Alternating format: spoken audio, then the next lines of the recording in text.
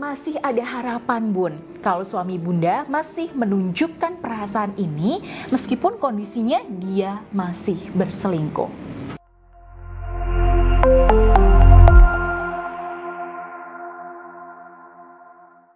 Assalamualaikum warahmatullahi wabarakatuh. Ya sahabat Bunda yang dirahmati oleh Allah. Oke Bun, di sini suami klien saya ini pernah selingkuh ya, dan akhirnya terlanjur menikahi pelakor yang memiliki daya pikat yang cukup kuat. Nah, gara-gara peristiwa ini rumah tangga klien saya itu hampir hancur. Oke, waktu itu ya nggak kebayang ya Bun, seperti apa hancurnya hati klien saya. Bahkan beliau itu bilang ke saya, aduh Bunda Ayu, dunia itu rasanya mau runtuh Bun, ketika saya menyaksikan foto pernikahan suami dan pelakor itu. Ya, saya juga nggak bisa membayangkan ya Bun, kalau saya ada di posisi beliau pastinya berat sekali. Nah, apalagi semenjak suaminya menikah lagi, tabiatnya itu jauh berubah. Ya, mulai dingin, cuek, keras kepala, kasar. Dan makin kesini, rasa-rasanya si suami ini seperti sudah nggak sayang lagi. Nah, karena itulah klien saya ini memutuskan untuk mengikuti bimbingan saya dan memaharkan cincin Anira sebagai sarana atau wasilah untuk membantu menguatkan aura beliau sekaligus meluluhkan hati dan mengembalikan cinta suaminya. Nah, dalam sebuah sesi konseling, beliau cerita ke saya, alhamdulillah Bun, suami saya sekarang sudah baik perilakunya, udah gak kasar, udah gak keras, udah enak diajak ngomong baik-baik. Bahkan saya kemarin itu dibelikan kalung.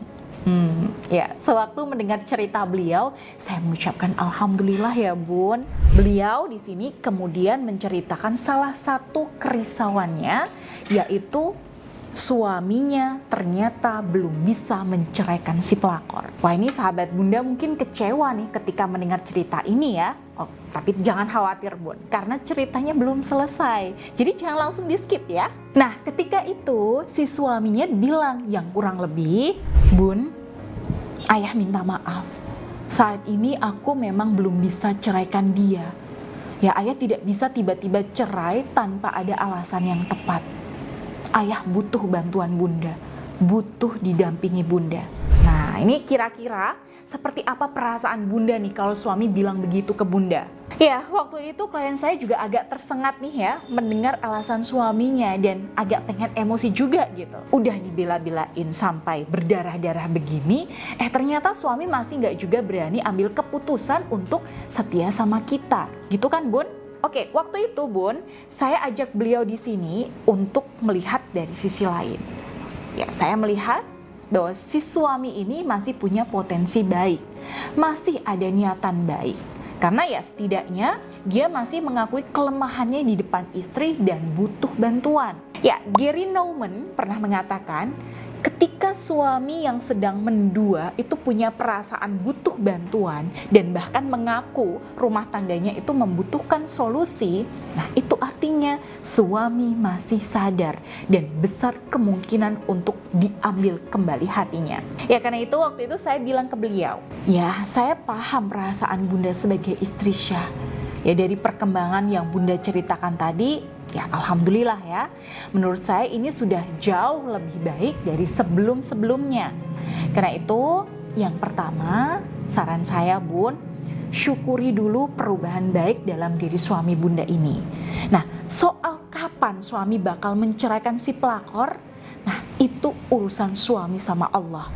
Nah, yang kedua, di posisi seperti sekarang ini, coba Bunda mulai bicarakan apa yang masih mengganjal di hati suami sehingga masih mempertahankan dua orang istri, yang mana jelas-jelas membuat suami kesulitan dan berat untuk berlaku adil. Kalau perlu Bunda tawarkan bantuan nih.